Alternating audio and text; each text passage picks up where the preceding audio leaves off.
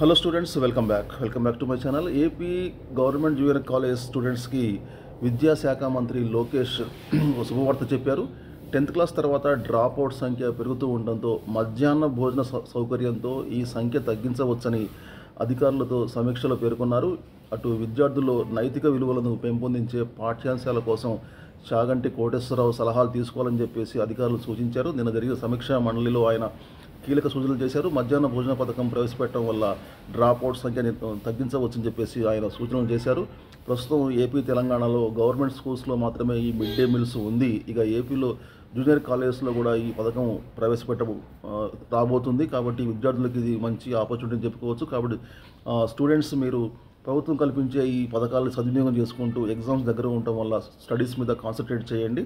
Okay, all the best. Thank you very much. See you very soon. Till then, take care. Bye bye. Jai Hind.